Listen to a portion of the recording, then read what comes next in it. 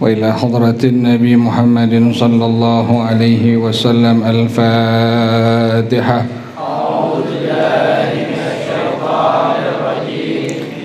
بسم الله الرحمن الرحيم. الحمد لله رب العالمين الرحمن الرحيم مالك يوم الدين إياك نعبد وإياك نستعين اهدنا الصراط المستقيم صراط الذين أنعمت عليهم غير المغضوب عليهم ولا الضالين آمين. اللهم صل وسلم على سيدنا محمد الفاتح لما أغلق الخاتم لما سبق الناصر الحق بالحق والهادي إلى صراطك المستقيم وعلى آله وصحبه حق قدره ومقداره العظيم.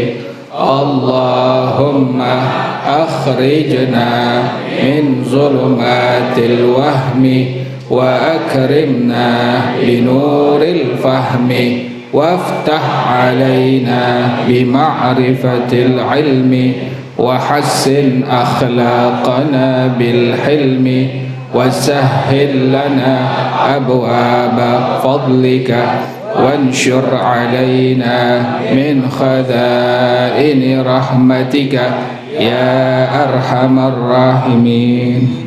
Ulang lagi Al-Wahdaniyah ya. Bismillahirrahmanirrahim. Wa yajibu fi haqqihi ta'ala al-wahdaniyatu fi dhati wa fi sifati wa fil af'ali wa ma'nal wahdaniyati fi dhati annaha laysat murakkabatan an ajza'in muta'addidatin wa ma'nal wahdaniyati fi sifati annahu laysa lahu sifatani fa aktharu min jinsin wahidin ka qudrataini wa hakadha wa laysa li ghairihi sifatun tushabihu sifatahu ta'ala wa ma'nal wahdaniyati fil af'ali annahu laysa li ghairihi fi'lun min al af'ali wa ضدها التعدد والدليل على ذلك أنه لو كان متعددا لم يوجد شيء من هذه المخلوقات. والله أعلم بالصواب. بسم الله الرحمن الرحيم. الحمد لله رب العالمين والصلاة والسلام على أشرف الأنبياء والمرسلين وعلى آله وصحبه أجمعين. قال الشيخ الإمام المؤلف رحمه الله وأدام النفع به وبركة علومه وبكم في الدارين آمين. قال رضي الله تعالى عنكم. بسم الله الرحمن الرحيم. masih membicarakan tentang sifat salbiyah. Ada sifat nafsiyah, ada sifat salbiyah, ada sifatul ma'ani, ada sifat ma'nawiyah. Sifat Allah yang 20 dibagi menjadi 4 bagian. Yang pertama disebut dengan sifat nafsiyah, yang kedua sifat salbiyah, yang ketiga sifat ma'ani, yang keempat sifat ma'nawiyah. Sifat nafsiyah, sifat yang dinisbahkan kepada zatnya Allah Ta'ala. Zatnya Allah tidak bisa dilogikakan kecuali dengan sifat nafsiyah. Sifat nafsiyah hanya satu, yaitu al-wujud. Dengan adanya sifat al-wujud maka zat Allah itu ada. Kemudian yang kedua sifat salbiyah. Sifat salbiyah, sifat yang mencabut sesuatu yang tidak layak bagi zat Allah Ta'ala. Sifat salbiyah ada 5. Yang pertama al-qidam, yang kedua, yang ketiga, yang keempat, yang kelima al-wahdaniyah. Al-qidam artinya adanya Allah, tidak didahulukan oleh ketiadaan. Lawanan daripada al-qidam adalah al-hudus. Al-hudus artinya adanya didahulukan oleh ketiadaan. Nah, ini yang dicabut oleh sifat al-qidam apa itu? Al-hudus. Al-qidam sifat salbiyah, sifat yang mencabut sesuatu yang tidak layak bagi zat Allah Ta'ala. Yang dicabut oleh sifat al-qidam adalah sifat al-hudus. Yang kedua sifat salbiyah yaitu al-baqa. Al-baqa artinya adanya Allah, tidak disusul oleh ketiadaan. Lawanan daripada al-baqa adalah al-fana. Al-fana artinya adanya disusul oleh ketiadaan. Sifat wajib al-baqa adalah sifat salbiyah. Apa yang dicabut? Al-fana. Dengan demikian mustahil bagi Allah bersifat al-fana. Yang ketiga sifat salbiyah yaitu al-mukhalafatu lil hawadis. Lawanannya adalah al-mumatsalatu lil hawadis. Berbeda, bersalahan, berlainan dengan al-hawadits. Al-hawadits ini jamak daripada al-hadis. Kalau satu adalah al-hadits. Jadi kalau satu al-hadits, al-hadis artinya makhluk yang bersifat apa? Al-hudus. Al-hadits artinya makhluk yang bersifat al-hudus. Artinya bersifat al-hudus, adanya makhluk didahulukan oleh ketiadaan. Jadi makhluknya disebut dengan al-hadits, sifatnya disebut dengan al-hudus. Jadi ada istilah al-hadits, ada istilah al-hudus. Al-hadis makhluknya, kemudian al-hudus sifat daripada makhluknya. Kalau dibilang makhluk, al-hadis, makhluk yang bersifat al-hudus. Hudus adalah merupakan sifat makhluk. Jadi yang dicabut itu dari al-mukhalafatul hawadis. Allah berbeda dengan al-hawadis. Allah berbeda dengan makhluk yang bersifat al-hudus. Berarti lawanannya tadi al-mumatsalatu lil hawadis. Sifat salbiyah di antaranya adalah al-mukhalafatu lil hawadis. Yang dicabut oleh sifat wajib al-mukhalafatul hawadis adalah al-mumatsalatu. Ketahuan dari mana ini? Yang dibilang sifat-sifat al-hadis, yang merupakan al-hadis, ciri-ciri daripada al-hadis. Yang pertama kemarin apa itu? Jirim. Jirim itu ada 2 bagian. Jirim yang pertama bagiannya disebut dengan jisim, yang kedua disebut dengan jauhar farad. Jadi jirim terbagi menjadi 2 bagian. Yang pertama disebut dengan jisim, yang kedua disebut dengan jauhar farad. Jisim adalah apa? Sesuatu daripada jirim yang tidak bisa. Ada jisim, ada Jauhar farad, jirim terbagi menjadi dua bagian. Yang pertama disebut dengan jisim, yang kedua disebut dengan jauhar farad. Kalau jisim seluruhan, dibagi-bagi nggak dia itu?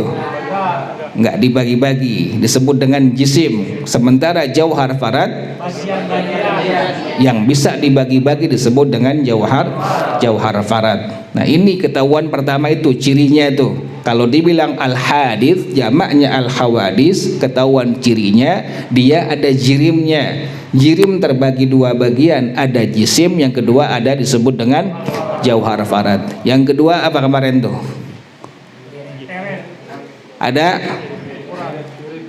pertama jirim, yang kedua jisim itu bagian dari jirim. Jirim itu terbagi dua bagian, yang pertama jisim, yang kedua jauhar farad. Udah ngopi belum? Belum ngopi lagi nanti. Yang pertama, ulang lagi, ciri daripada al-hadis al-hawadits adalah yang pertama tadi ada apa? Jirim. Jirim ini terbagi menjadi dua bagian. Yang pertama adalah jisim, yang kedua adalah jauhar farad. Jisim yang secara keseluruhan, jauhar farad terbagi-bagi daripada bagian-bagian makhluk itu. Nah, jirim terbagi dua, jisim yang pertama, yang kedua jauhar farad. Kemudian yang kedua apa? Ciri al-hadis atau al-hawadis. Irit ini adalah sesuatu yang menempel pada makhluk, disebut dengan irit. Ada panjang, ada tinggi, ada pendek, ada putih, ada hijau, disebut dengan irit. Yang ketiga apa lagi? Jihah. Jihah ini arah, atas, bawah, kanan, kiri, depan, belakang, disebut dengan jihah. Itu ciri makhluk itu. Ciri makhluk pertama ada jirim. Jirim terbagi menjadi dua bagian, ada jisim, ada jauhar farad. Yang kedua adalah irit. Irit sesuatu yang menempel pada al-hadis atau al-hawadis. Nempel pada al-hadis, ini putih. Ini ketahuan hadis ini. Ada putih nempel. Ini coklat, ini hitam. Oh, ini panjang, ini pendek, ketahuan. Ada apa itu? Ada iritnya tuh, sesuatu yang menempel pada apa? Pada al-hadis atau kepada al-hawadis. Kita lihat karpet, warnanya apa ini? Hijau. Hijau merupakan sesuatu yang menempel pada apa? Pada karpet. Karpet berarti al-hadis, berarti ini merupakan apa? Makhluk. Udah ketahuan cirinya demikian. Cirinya yang pertama tadi ada jirim. Jirim terbagi menjadi dua bagian, ada jisim, ada apa lagi tadi? Jauhar farad. Yang kedua adalah ada irit. Irit sesuatu yang menempel pada apa? Pada al-hadis atau pada al-hawadis. Yang ketiga ada apa lagi?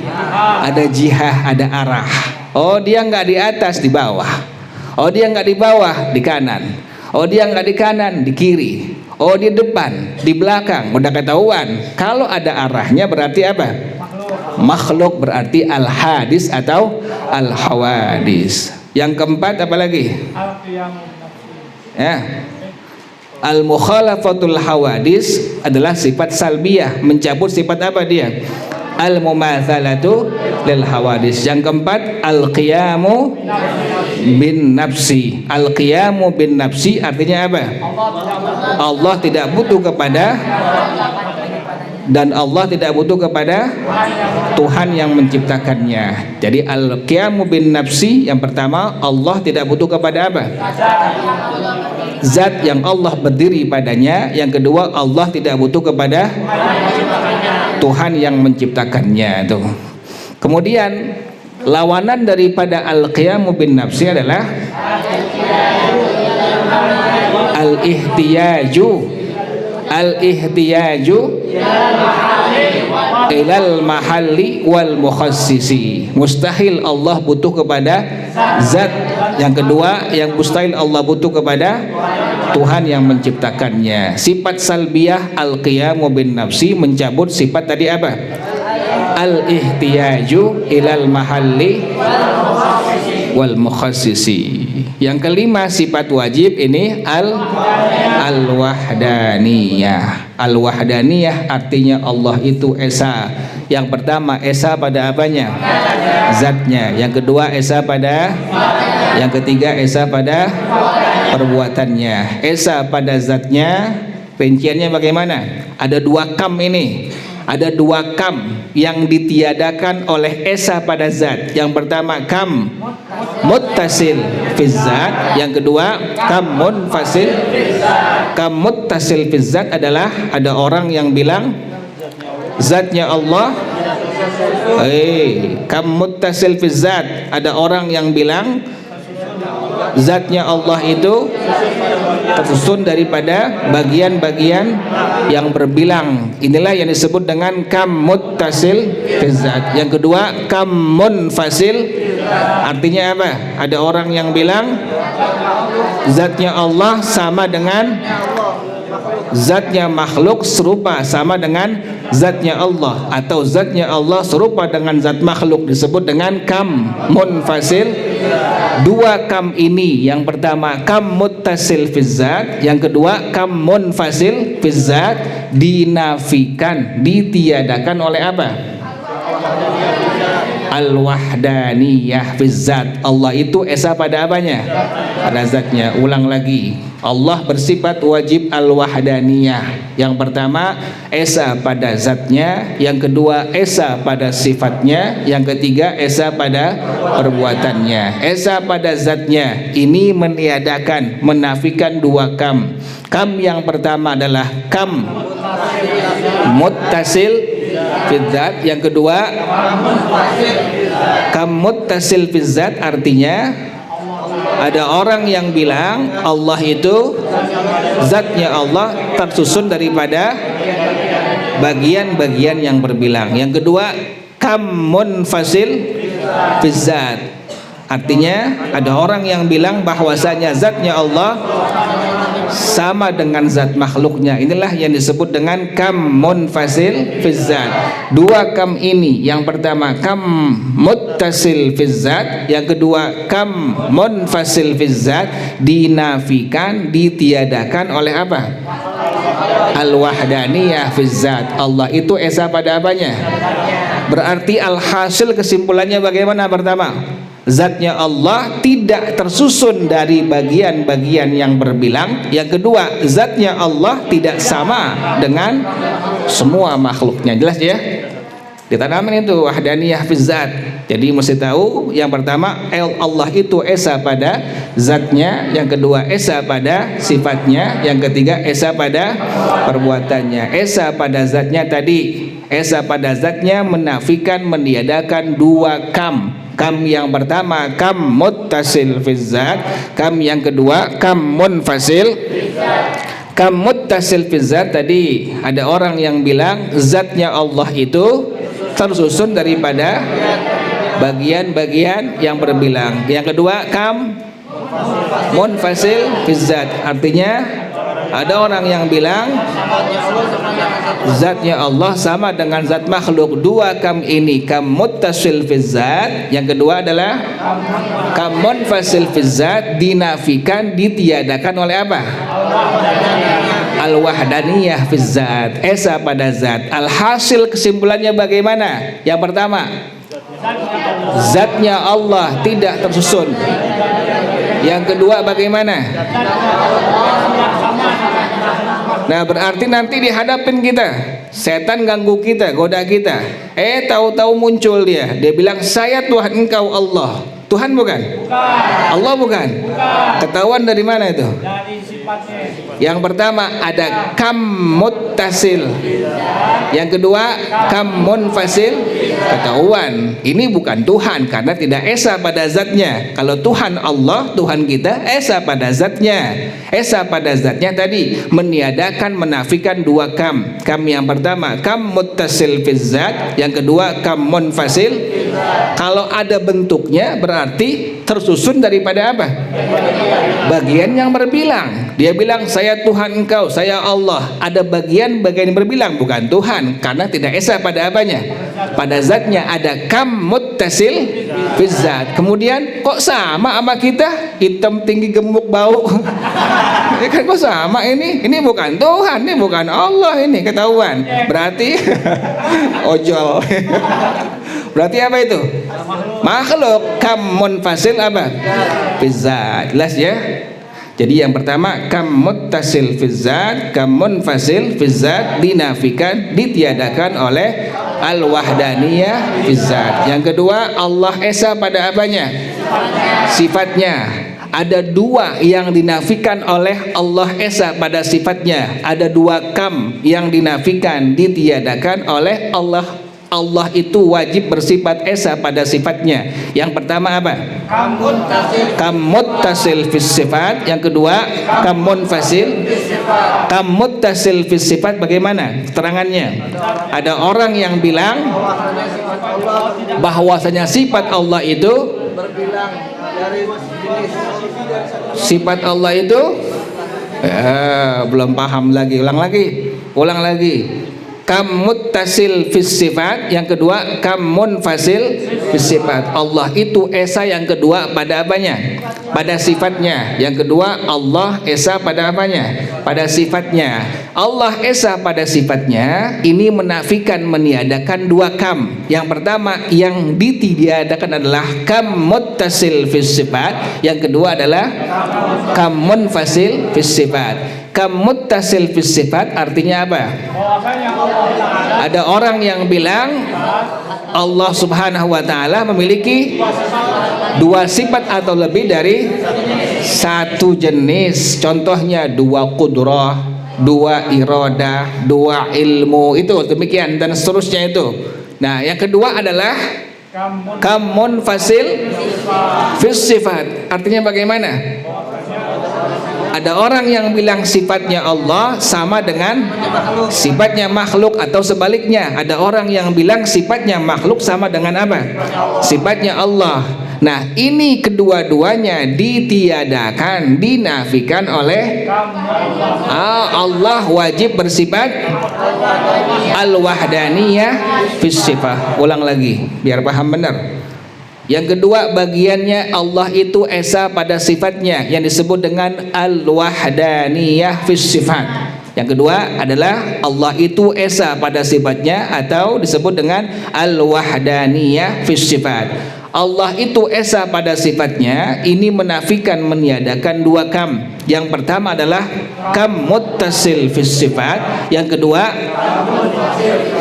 kam muttasil fis sifat artinya bagaimana? Ada orang yang bilang Allah memiliki dua sifat dari satu jenis, dua qudrah, dua iradah dan seterusnya. Yang kedua adalah kam munfasil fis sifat. Ada orang yang bilang sifatnya Allah sama dengan sifatnya makhluk. Dua kam ini, kam muttasil fis sifat, yang kedua kam munfasil fis sifat, dinafikan, ditiadakan oleh apa? Al-wahdaniyah fis sifat. Jelas ya? Yang pertama esa pada zatnya, yang kedua esa pada sifatnya. Jadi kalau seandainya ada orang yang bilang, oh Tuhan kamu sih, Tuhan ente sih punya dua kudrah, orang makhluknya banyak, atau punya 1000 kudrah, orang makhluknya banyak. Ini mustahil pada zatnya Allah subhanahu wa ta'ala, karena Allah punya sifat esa pada apanya?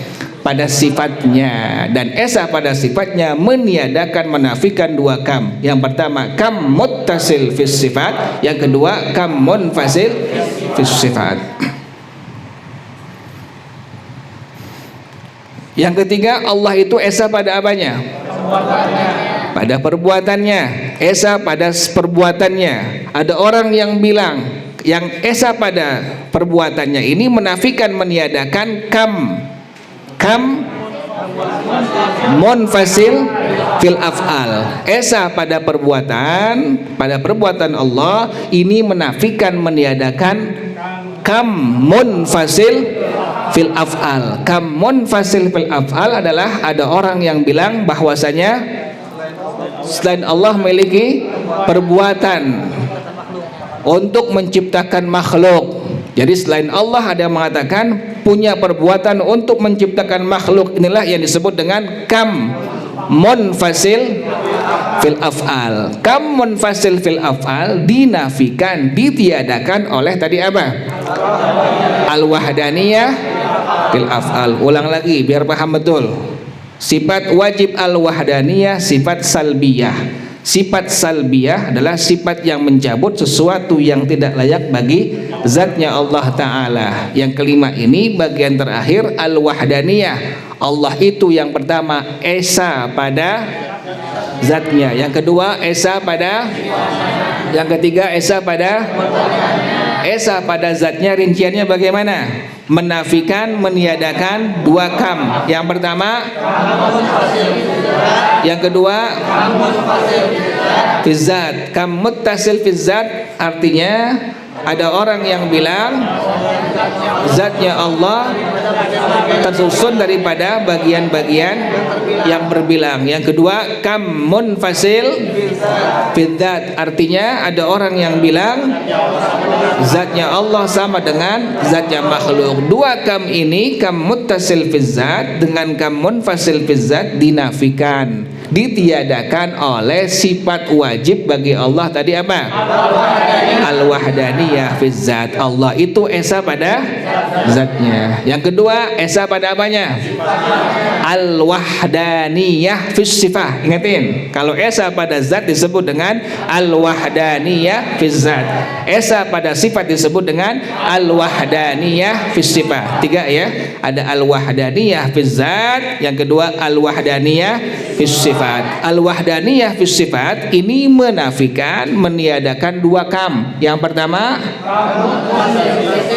kam muttasil fis sifat, yang kedua kam munfasil fis sifat. Kam muttasil fis sifat artinya apa? Ada orang yang bilang sifat Allah memiliki dua sifat atau lebih dari, contohnya dua kudrah, dua iradah dan seterusnya. Yang kedua kam munfasil fis sifat artinya ada orang yang bilang sifatnya Allah dua kam ini, kam muttasil fis sifat dengan kam munfasil fis sifat, dinafikan, ditiadakan oleh apa?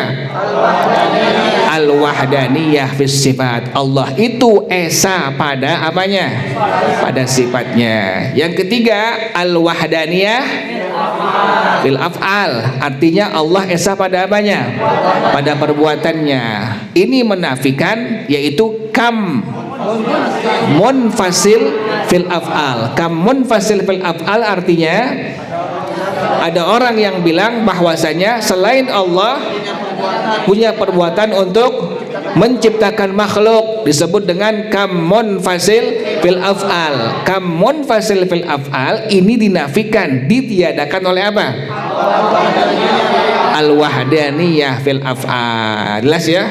Kalau makhluk tidak punya perbuatan untuk menciptakan, makhluk hanya ala wajhil kasbi wal ikhtiyari. Perbuatan makhluk hanya sebatas ala wajhil kasbi wal ikhtiyari. Ingetin tuh, kalau perbuatan Allah ala wajhil ijad, Allah menciptakan makhluk, Allah menciptakan semuanya. Tapi kalau makhluk perbuatannya hanya sebatas ala wajhil kasbi wal ikhtiyari, cuma usaha dan apa? Dan ikhtiar doang makhluk itu. Jadi nggak punya perbuatan untuk menjadikan sesuatu, nggak bisa. Yang punya hak untuk ijad, menjadikan sesuatu hanya siapa? Allah Subhanahu wa ta'ala. Oleh karena itu dinafikan kam munfasil fil af'al oleh Allah, sifat bersifat wajib al-wahdaniyah fil af'al. Diingetin ya, kalau Allah punya sifat hak yang pasti mutlak bagi Allah, yaitu Allah punya perbuatan wahdaniyah fil af'al, artinya Allah perbuatannya menciptakan apa? Menciptakan semua makhluk, semua hal yang berkaitan dengan makhluk. Tapi kalau makhluk hanya sebatas ala wajhil kasbi wal ikhtiyari, sebatas usaha, dan apa? Dan ikhtiar. Itu makhluk ala wajhil kasbi wal ikhtiar, sebatas hanya usaha dan ikhtiar. Jelas ya? Jadi ada 5 kam muttasil fiz zat, kam munfasil fiz zat, kam muttasil fiz sifat, kam munfasil fiz sifat, kam munfasil. Ini semua dinafikan, ditiadakan dengan Allah bersifat wajib. Al-wahdaniyah fiz zat, al-wahdaniyah fiz sifat, al-wahdaniyah fil af'al. Jelas ya? Yang dinafikan apa? Yang dicabut apa?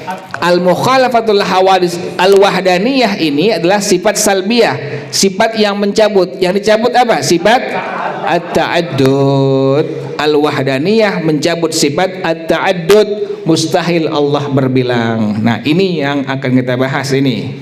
Bagaimana Tuhan kalau seandainya sampai ada 2 atau bahkan lebih ini?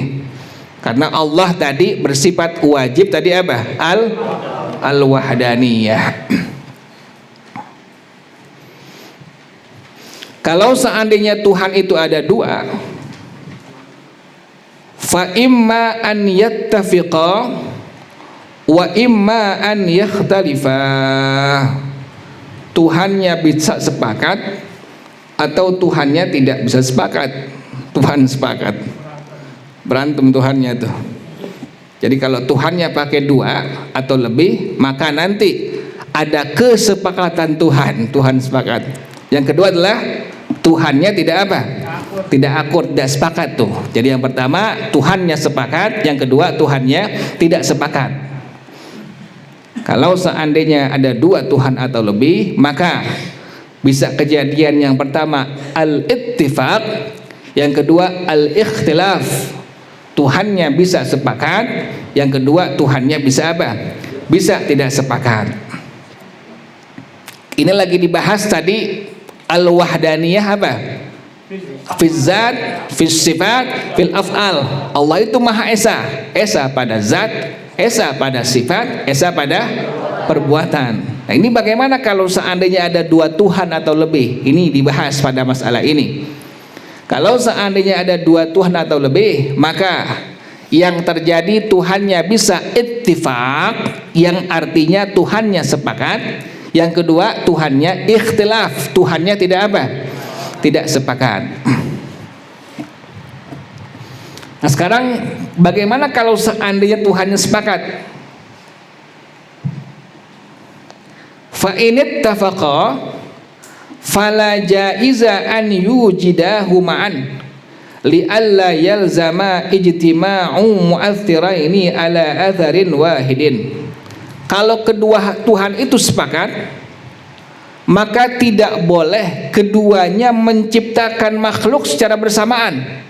Nggak bisa dan nggak boleh kejadian Tuhan itu menciptakan makhluk secara apa? Secara bersamaan. Ini menunjukkan Tuhannya lemah berarti.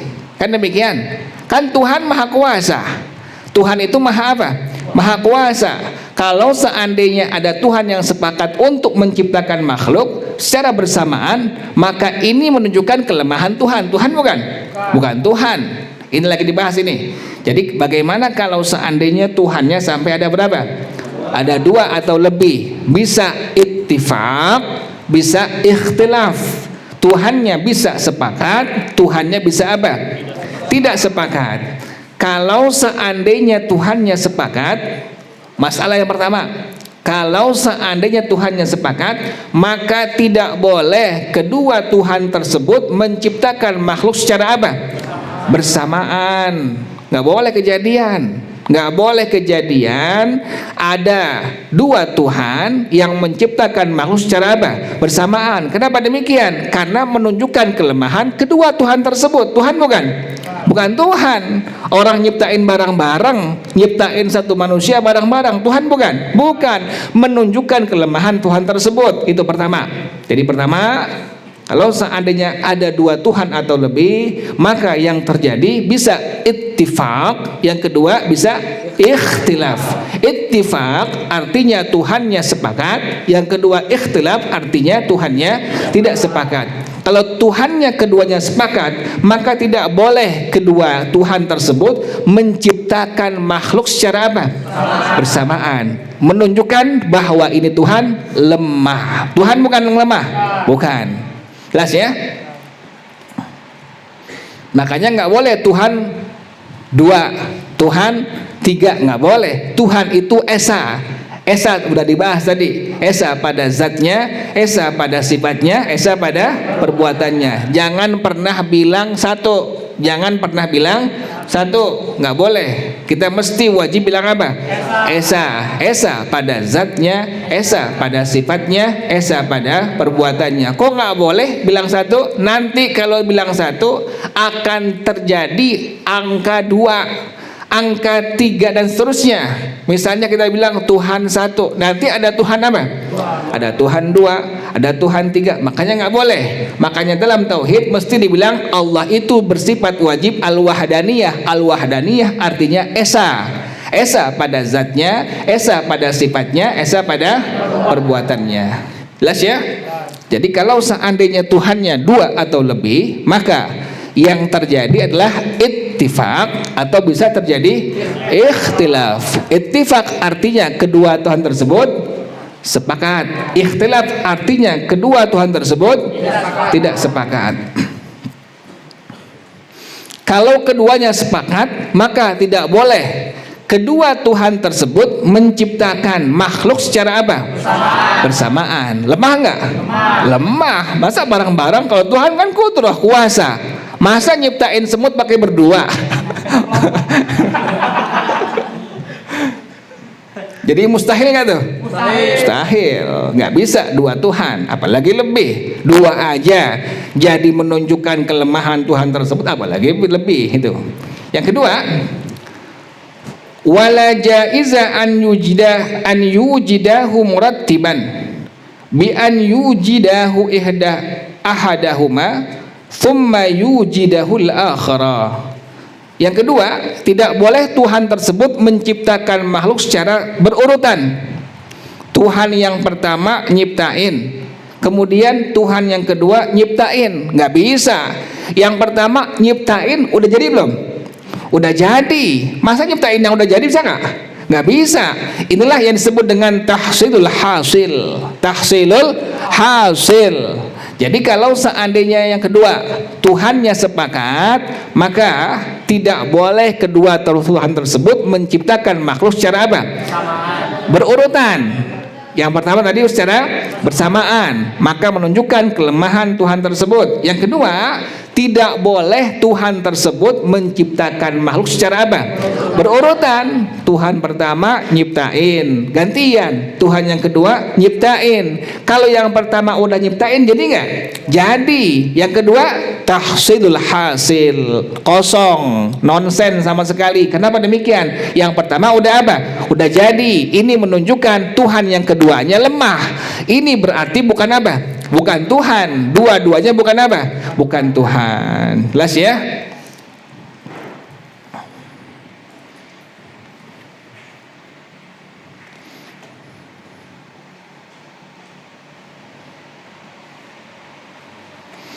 Atau yang ketiga, tidak boleh bagi dua Tuhan tersebut berserikat untuk menciptakan setengah-setengah. Repot akhirnya nih. Atasnya putih, bawahnya hitam. Kerepotan ini kayak begini nih. Jadi kalau Tuhannya dua atau lebih, tidak boleh kejadian. Nanti hasilnya Tuhannya berserikat, akhirnya sepakat. Udah deh, kamu menciptakan setengah, aku nanti setengah lagi. Yang bagian dari pusar ke atas, pertama Tuhan yang satu, yang kedua pusar ke bawah Tuhan yang kedua. Akhirnya bukan orang. Bukan orang, bukan manusia, bukan kuda. Orang Tuhan semaunya nyiptainnya. Ini pun sama, menunjukkan kelemahan Tuhan tersebut. Jelas ya? Jadi yang pertama, kalau seandainya ada dua Tuhan atau lebih, maka akan ada ittifaq atau ada ikhtilaf. Ittifaq artinya kesepakatan dua Tuhan atau lebih. Yang kedua adalah ikhtilaf, artinya ketidaksepakatan dua Tuhan atau lebih. Kalau ittifaq, maka tidak boleh Tuhan tersebut menciptakan makhluk secara apa? Bersamaan, menunjukkan Tuhannya lemah. Yang kedua adalah tidak boleh kedua Tuhan tersebut menciptakan makhluk secara apa? Berurutan. Tuhan yang pertama menciptakan, Tuhan yang kedua menciptakan. Yang ketiga, tidak boleh kedua Tuhan tersebut berserikat untuk menjadikan makhluk setengah-setengah, separuh-separuh. Ini pun sama. Ini menunjukkan kedua Tuhan itu adalah lemah. Inilah yang disebut dengan burhanat tawarud. Inilah dalam ilmu tauhid yang disebut dengan burhanat tawarud.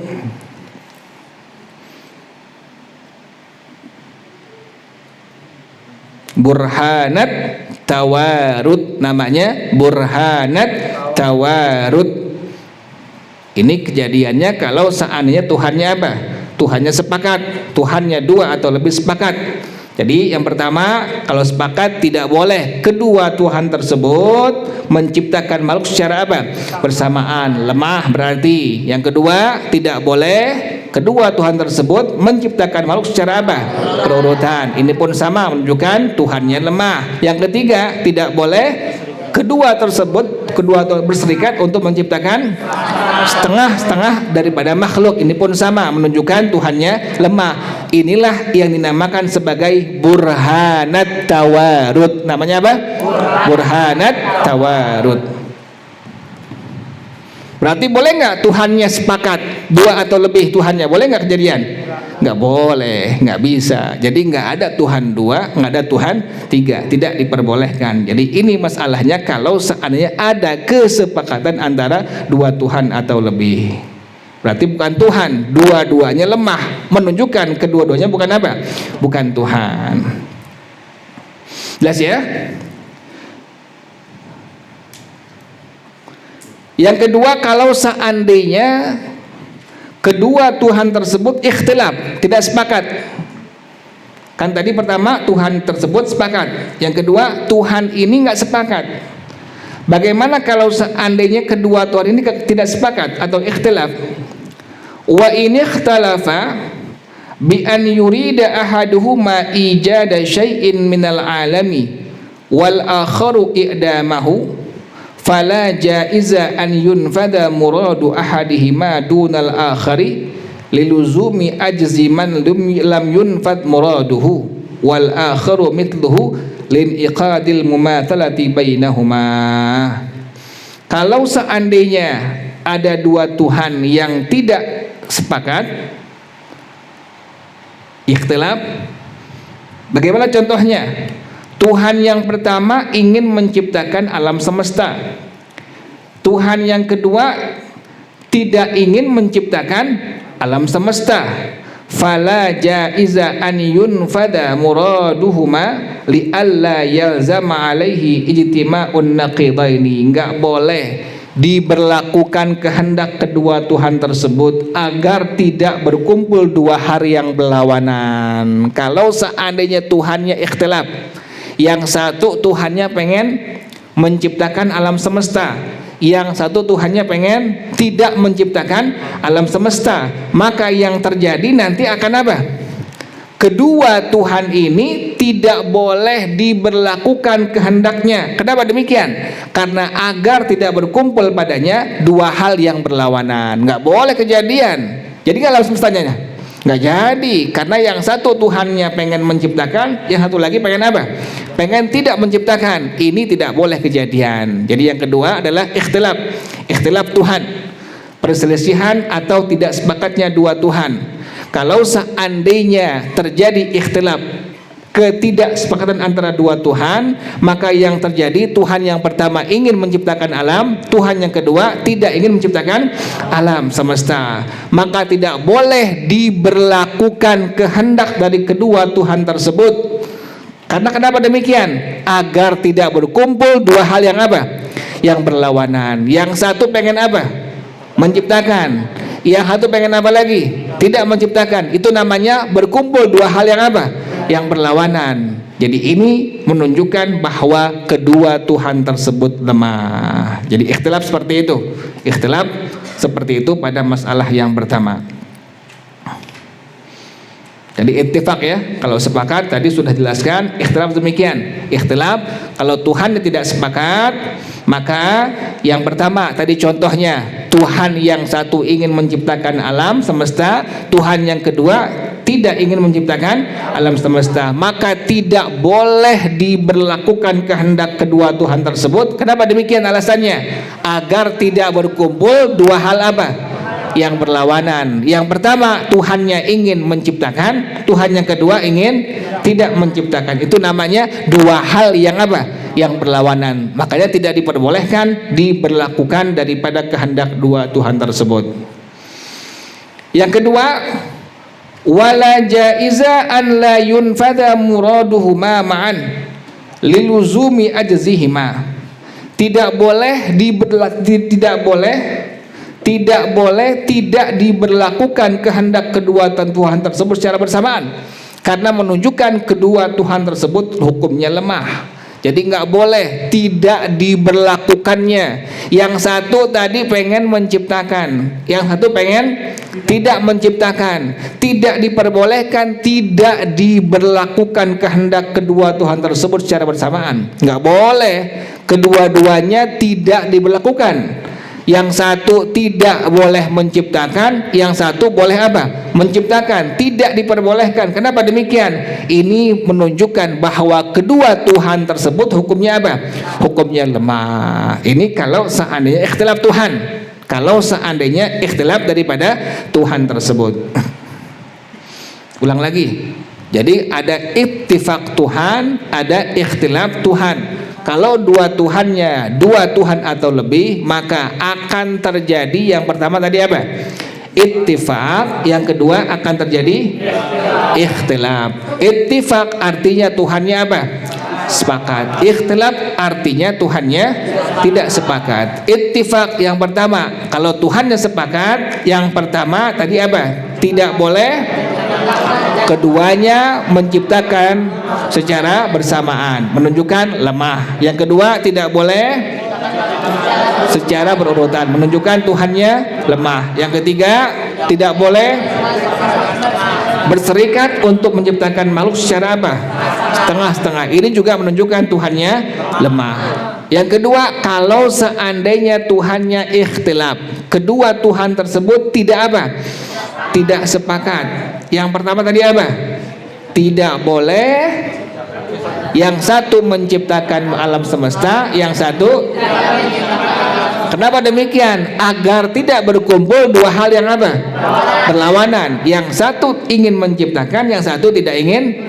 Itu namanya agar tidak berkumpul dua hal yang berlawanan. Yang kedua adalah tidak boleh tidak diberlakukan kehendak dua Tuhan tersebut. Menunjukkan apa? Menunjukkan lemah dua Tuhan tersebut. Yang ketiga, wala jaiza an yunfada muradu ahadihima dunal akhari. Tidak boleh diberlakukan kehendak salah satu Tuhan saja, yang lainnya tidak diberlakukan kehendaknya. Kenapa demikian? Liluzumi ajzi man lam yudfat muraduhu. Karena menunjukkan lemahnya Tuhan yang tidak diberlakukan kehendaknya. Yang ketiga nggak boleh. Yang satu menciptakan, silahkan. Yang kedua nggak boleh menciptakan. Ini menunjukkan Tuhannya apa? Lemah.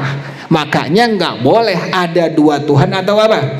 Atau lebih. Ulang lagi. Kalau seandainya ada dua Tuhan atau lebih, maka yang terjadi yang pertama tadi apa? Ittifaq. Yang kedua adalah ikhtilaf. Ittifaq artinya sepakat. Yang kedua adalah ikhtilaf artinya tidak sepakat. Kalau Tuhannya ittifaq sepakat, maka yang terjadi tadi apa? Pertama, tidak boleh kedua Tuhan tersebut menciptakan secara bersamaan, menunjukkan apa? Lemah. Yang kedua tidak boleh menunjukkan lemah. Yang ketiga tidak boleh menciptakan makhluk setengah-setengah. Ini juga sama menunjukkan bahwa Tuhan ini apa? Lemah. Yang kedua ikhtilaf, Tuhannya tidak apa? Tidak sepakat. Yang pertama tidak boleh apa? Yang satu menciptakan, yang satu, maka tidak boleh diberlakukan kehendak kedua Tuhan tersebut agar tidak berkumpul dua hal yang apa? Berlawanan. Ini juga menunjukkan Tuhannya apa? Lemah. Yang kedua, tidak boleh tidak diberlakukan kehendak kedua Tuhan tersebut secara bersamaan. Ini juga menunjukkan Tuhan itu hukumnya apa? Lemah. Yang ketiga, tidak boleh diberlakukan kehendak Tuhan yang satu, tidak diberlakukan kehendak Tuhan yang kedua. Ini pun sama, menunjukkan Tuhannya apa? Lemah. Inilah yang disebut dengan burhanut tamanu. Burhanut tamanu. Kalau tadi yang sepakat disebut dengan burhanat tawarud. Kalau yang tidak sepakat disebut dengan burhanat tamanu. Kalau yang sepakat disebut dengan burhanat tawarud. Yang tidak sepakat disebut dengan burhanat tamanu. Diingetin tuh, kalau Tuhannya sepakat tadi namanya disebut dengan burhanat tawarud. Kalau Tuhan tidak sepakat maka disebut dengan burhanat tamanu. Burhanat tamanu, dua-duanya hukumnya apa? Lemah. Kedua-duanya hukumnya apa? Lemah. Tuhan bukan? Bukan Tuhan. Makanya Allah bersifat wajib tadi apa? Al-wahdaniyah fil zat, al-wahdaniyah fil sifat, al-wahdaniyah fil af'al. Al-wahdaniyah fil zat, al-wahdaniyah fil sifat, al-wahdaniyah fil af'al, meniadakan 5 kam. Yang pertama kam muttasil fil zat, yang kedua kam muttasil fil, yang ketiga kam muttasil fil sifat, yang keempat kam munfasil fil sifat, yang kelima boleh nggak Tuhan 2 atau lebih? Nah, boleh itu. Demikian jelas ya. Masalah yang ketiga,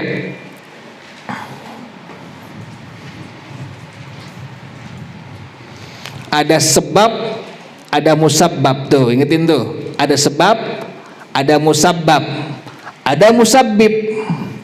Ada 3 itu. Ini masih berkaitan dengan Allah itu bersifat wajib al-wahdaniyah fil zat, al-wahdaniyah fis sifat, al-wahdaniyah fil af'al. Ada sebab, ada musabbab. Yang pertama sebab, yang kedua musabbab, yang ketiga musabbib. Bukan babi, bukan. Yang pertama sebab, yang kedua musabbab, yang ketiga musabbib. Musabbib Allah, musabbib Allah, Tuhan yang menyebabkan. Musabbib adalah Allah, Tuhan yang menyebabkan. Musabbab, makhluk yang disebabkan atau kejadian yang disebabkan. Musabbib, Allah, Tuhan yang menyebabkan. Yang kedua musabbab, makhluk atau kejadian yang disebabkan. Yang ketiga sabab, sebab. Jadi ada 3 poinnya. Yang pertama adalah sebab, yang kedua musabbab, yang ketiga musabbib. Musabbib Allah, Tuhan yang menyebabkan. Musabbab, makhluk atau kejadian yang disebabkan. Yang ketiga adalah sebab. Sabab itu sebab. Ada 3. Yang pertama sabab, yang kedua musabbab. Musabbab, baknya tasdid, musabbab. Yang ketiga adalah musabbib. Musabbib, yang pertama sabab, yang kedua musabbab, yang ketiga ini pusing gak nih? Anda aja pusing ketika pusing. Yang pertama tadi apa? Sabab. Yang kedua yang ketiga musabbib ya. Jadi yang pertama sabab, yang kedua musabbab, yang ketiga musabbib. Musabbib Allah, Tuhan yang apa? Menyebabkan. Musabbab, makhluk atau kejadian yang disebabkan. Sabab, sebab tuh. Yang ketiga itu ada 3. Pertama sabab, yang kedua musabbab, yang ketiga musabbib. Musabbib Allah, Tuhan yang menyebabkan. Musabbab, makhluk atau kejadian yang disebabkan. Sabab adalah sebab.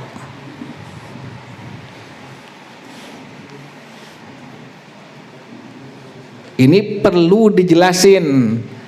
Kita kan suka bilang begini, habis makan kenyang nggak? Habis makan kenyang. Habis minum hilang nggak dahaga? Hilang dahaga. Api ngebakar nggak?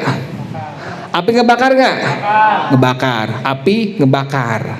Kemudian habis makan kenyang. Habis minum hilang aus, hilang dahaga. Nah, ini ada sabab, ada musabbab, ada musabbib. Yang selamat dalam tauhid hanya satu golongan saja. Jadi ada 4 bagian. Ada 4 bagian pada masalah ini. Yang pertama, jadi ada 4 bagian. Yang satu yang selamat, yang 3 nggak selamat, yang 1 selamat pada masalah ini. Tadi ada 3 poin. Yang pertama sabab, yang kedua musabbab, yang ketiga musabbib. Musabbib Allah Tuhan yang menyebabkan, musabbab makhluk atau kejadian yang disebabkan, sabab adalah sebab. Kan suka bilang habis makan kenyang nih, begitu. Habis minum hilang nih aus nih, enak esnya nih tuh, bisa ngilangin aus tuh, begitu tuh. Habis minum obat baik deh sakitnya tuh, demikian tuh. Nah, ini nih bahaya ini. Dalam tauhid bahaya seperti ini. Ada efeknya tuh, ada konsekuensinya pada masalah tauhid ini. Makanya perlu dijelaskan. Yang selamat hanya 1 bagian saja. Ada 4 bagian, yang 3 enggak selamat, yang selamat hanya 1 bagian saja. Yang pertama, anna mani ataqada annal asbabal adiyata kannari wasikini wal akli wasyurbi tuathiru fi musabbabatiha kal harqi wal qat'i wasyibai wal rayyi bidatiha fahuwa kafirun bil ijma'i. Orang yang meyakini sebab-sebab yang biasa, contohnya api, pisau, makan, minum, memberikan bekas pada yang disebabkan, memberi bekas pada yang disebabkan. Sebabnya kan api, sebabnya pisau, sebabnya makan, sebabnya minum. Kalau seandainya ada orang yang berkeyakinan sebab-sebab yang biasa tadi, api, kemudian pisau, kemudian makan, kemudian minum, ini dapat memberikan pengaruh, memberikan bekas pada yang disebabkan. Yang disebabkan apa itu? Kalau api apa? Kebakar. Kalau pisau kepotong, kesayat. Kalau makan kenyang. Kalau minum hilang dahaga, hilang haus. Kalau seandainya ada orang yang berkeyakinan sebab-sebab yang biasa seperti api, pisau, makan, minum memberikan bekas pada yang disebabkan, yaitu terbakar, terpotong, kenyang, hilang haus atau hilang dahaga dengan zatnya itu sendiri, fahuwa kafirun bil ijma'i. Ini orang dihukumkan kafir, ijma ulama, semua ulama mengatakan demikian. Ada orang bilang ini pisau bisa motong pala lo ini, tuh begitu. Dia yakin tuh, dia yakin ini pisau dapat motong pala orang. Maka dengan keyakinan seperti itu, para ulama menghukumkan ini orang sudah apa? Sudah kafir. Kalau lagi pilek nih, mesti bodrek nih, baru hilang pileknya nih. Gitu kan, harus gitu kan? Kalau pilek nih, mesti bodrek nih, bodrek 2 deh, 3 kelenger mampus. Bodrek 2 hilang pileknya nih. Nah, orang yang berkeyakinan seperti itu, karena dia minum bodrek langsung apa? Hilang sakit kepalanya, hilang pileknya, maka ini orang dihukumkan apa? Kafir dengan ijma ulama, dengan keputusan semua ulama. Jelas tuh ya? Jadi kalau habis makan jangan bilang kenyang nih, warteg 10.000 nih. Makannya warteg nasi Sunda. Itu nggak boleh gitu tuh, nggak boleh itu. Tetap musabbab, ada musabbib, ada apa? Ada sabab. Sebabnya makan, kemudian musabbabnya kenyang. Ada musabbib, siapa musabbib? Allah Subhanahu wa Ta'ala. Ini yang pertama, nggak selamat. Kalau seandainya ada orang yang meyakini sebab-sebab yang biasa seperti api, kemudian ada lagi nih, pisau, yang kedua makan, kemudian minum, dapat memberikan bekas dengan yang disebabkan. Contohnya apa tadi? Kebakar, kemudian kepotong, kemudian kenyang, kemudian hilang dahaga. Dengan zatnya itu sendiri, maka para ulama menghukumkan apa? Kafir orang tersebut. Jelas nih? Jelas ya? Yang kedua, bagian kedua.